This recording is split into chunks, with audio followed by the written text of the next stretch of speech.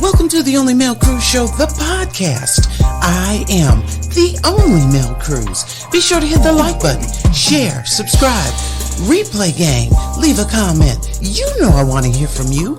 Copyright disclaimer regarding fair use is in full effect. The views and opinions expressed in this show, you guessed it, they're all mine.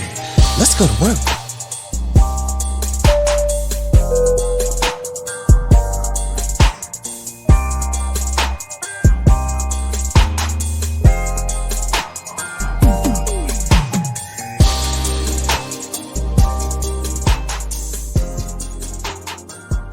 Welcome to the Only Male Cruise Show, the podcast. I am the only male cruise. Be sure to hit the like button, share, subscribe, leave a comment. You know I want to hear from you. Today's episode, Kelz civil assault case, $4 million. Welcome. Yeah. All right. So listen, thanks for pulling up. I appreciate it.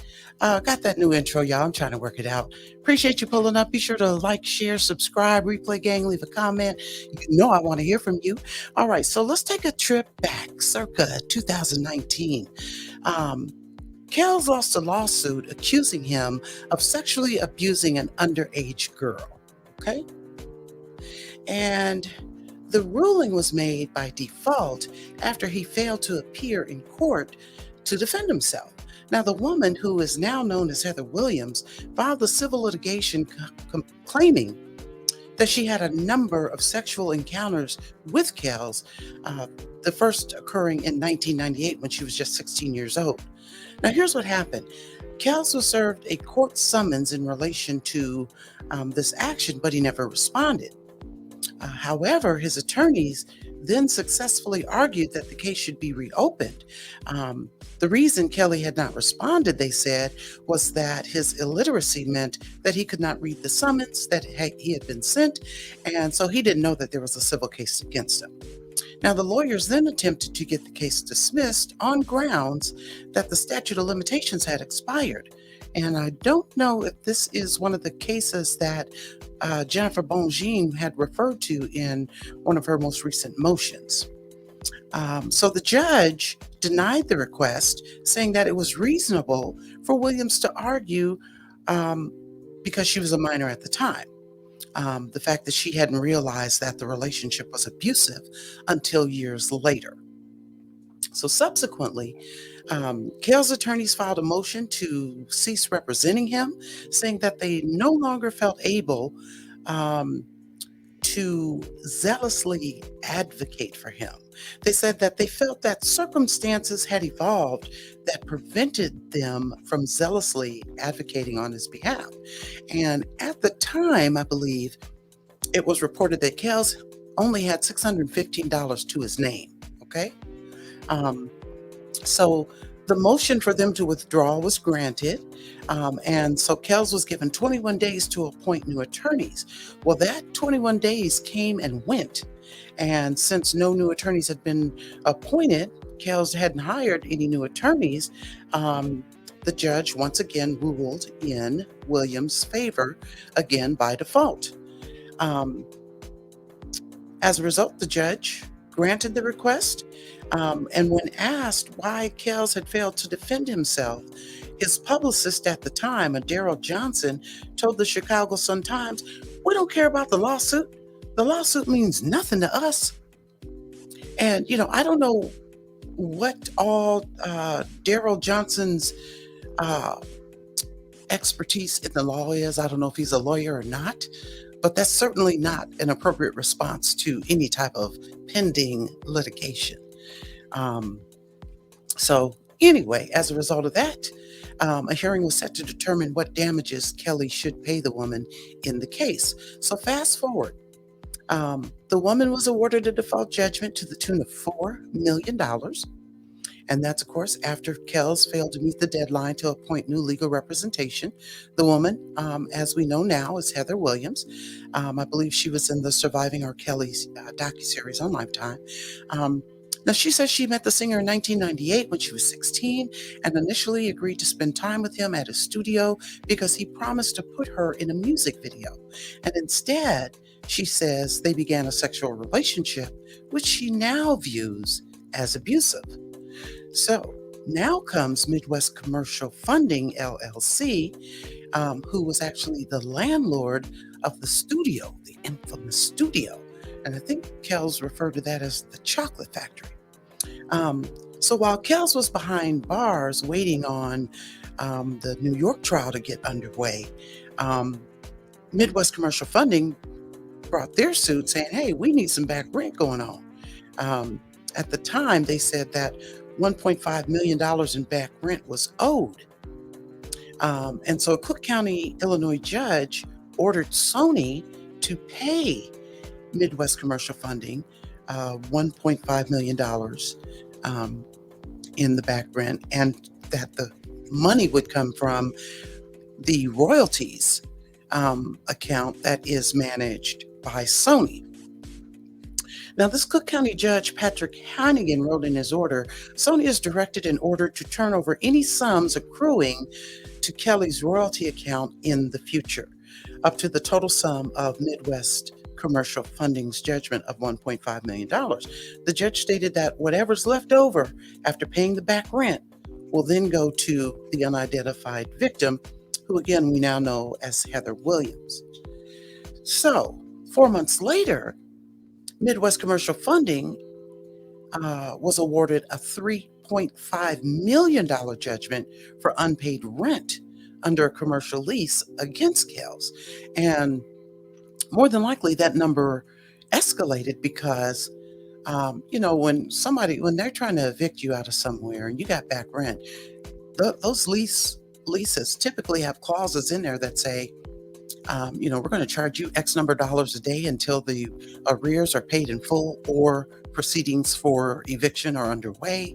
And I'm sure there were some damages and, things of that nature. I think I saw on the news something about they had to change locks and, all that kind of stuff. So a $1.5 million judgment escalated to a $3.5 million judgment. So once that was determined,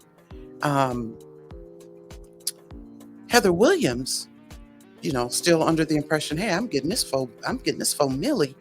She went ahead and started the procedure. So the first thing she did was sent a citation to discover assets. She sent that to Sony, and essentially what she was trying to find out from Sony was, how much does Kelz have in his royalties account, and when am I going to get this check? Cut the check. Well, 2 days later, Midwest Commercial Funding sent their own citation wanting to know the same thing. How much does Kelz have in his royalty account? When are y'all going to start sending out this check? Cut the check. So on August 24th, the Sony in-house lawyer said, well, hold on a minute. He responded to Midwest Commercial Funding and said, hey, look, I need to let you know I got two of these citations here. I got a citation from you and a citation from another person asking the same question. And so when that happened, both Williams and Midwest Commercial Funding filed an adverse claims. And so the two of them had to go to court and argue who was going to be the superior lien holder, if you will, who was going to have the first rights to the money.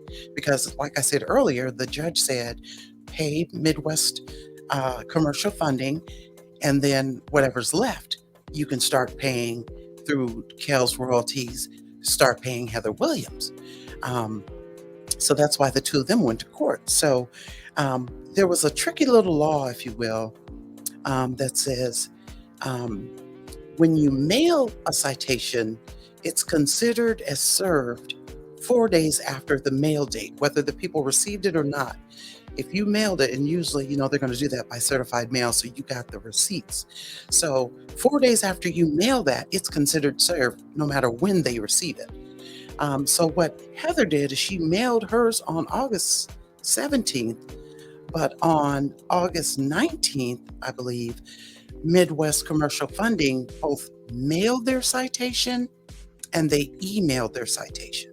So Midwest's position was, well, we emailed ours on the 19th, so we know they got it on the 19th. And that's before the 4 days that the mail, that the rule says 4 days after it being mailed. So since you got ours on the 19th, that means we get to be the senior lien holder. So there was some, back and forth, a little bit of arguing about it. And it was determined that because Sony didn't know that they were going to have to take Kel's money and award it, and disperse it as part of a judgment. They didn't know that. They didn't know that until these citations came. Um, and so the judge said, well, you can't have Sony believe that they're responsible for something that they didn't even know what was going on. So as a result of that minor technicality, once again, Heather Williams came out the winner. And so now, and this was determined on February 17th of this year. So what's that, 3 years, 2019, 20, 21, 22, 4 years. So now it's a done data. Heather Williams is going to get that $4 million in that civil assault case. Now, my question is, can Kelz go back and re-argue this thing? Can Midwest Commercial Funding, can they appeal this ruling? Or is this it? That's all. You know what I mean? And so now Heather is going to get this $4 million. That's definitely something to be keeping an eye out if any further action is going to occur as a result of this judgment being awarded to Heather Williams. Now, I do wonder if this case with Heather Williams is, again, I think I said this earlier, one of the cases that Jennifer Bongine had referred to in one of the most recent judgments that she filed, as to whether this is, somebody who was in a relationship and then years later decided or determined that it was abusive, and so now you want to file claims. I don't know if this is part of the motion. Hopefully it is. And this can be, well, I say hopefully it is, because it just seems like, Kelz was in jail. He didn't have an attorney, and he's in jail. So how could he do it? He's already broke. So, it just seemed like a convoluted way for someone to really be able to hire counsel, and you're in jail in New York and all this is going on in Illinois. And, it just seems like the process in and of itself didn't provide Kelz an opportunity to diligently handle it. I don't know. It's just how I see it. I don't know how y'all feel, but you can let me know in the comments. But another thing too that seems to be a commonality, which is a lot of the ladies, and I don't know if this applies to Heather Williams, but a lot of the ladies that have been involved in these cases, none of them told the truth about their age in the beginning. They willfully approached or interacted with Kelz and presented themselves as being of legal consent or legal age. And, that's one of the other things that I find problematic about this entire case, is that these young ladies, I think Geronda Pace is one of them, where she went to his house in Olympia Fields, and when he asked her, how old are you? She lied and said she was, I think, 18, when in fact she wasn't.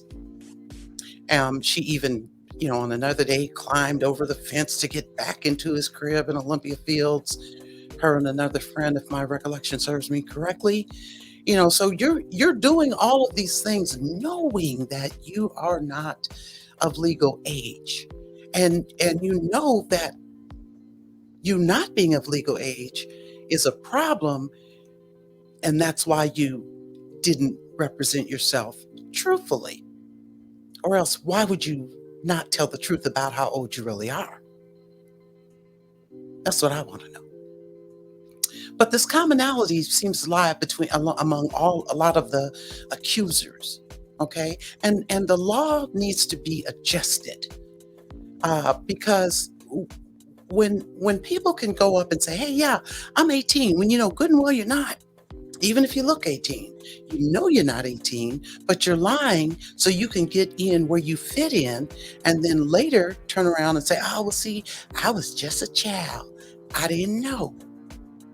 So now pay me what you owe me. That that muddies the water for kids who are underage, who are not chasing after celebrities, climbing over their fences, flying out to Cali, flying out to Texas, flying up to New York, driving up to Florida, back and forth multiple times. That muddies the water for the underage kids who aren't doing that, who are approached by a quote unquote predator, as they wanted to call Kelz. You muddy the waters there because you lied about your age and you know why you lied about your age. So you don't get to, they need to change the law, y'all. They need to make some type of a modification. And then on top of that, and I know, where were the parents? Because I don't know how you kept going back and forth, back and forth, back and forth, doing all these things. Where were the parents? And I know there are some cases, particularly in Illinois, where Kelz was writing checks. He was writing checks to prevent, things having to go to court, and that's not an uncommon practice. Maybe not in these sexual assault cases, but I just saw that Queen Elizabeth's son, he just agreed to pay, I think, 17 million or something like that for some stuff he was in.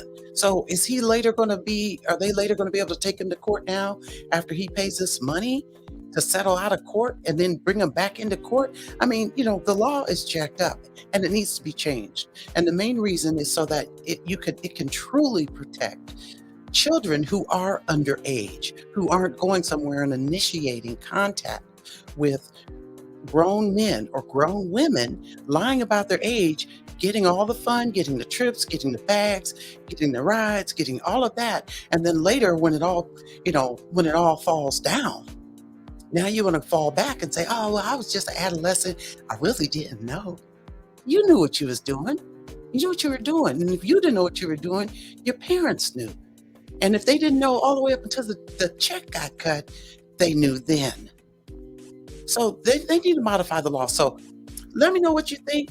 Replay gang, leave a comment. I want to hear from you. Be sure to like, share, subscribe. That's it. That's the podcast. And until next time, we will see you when we see you.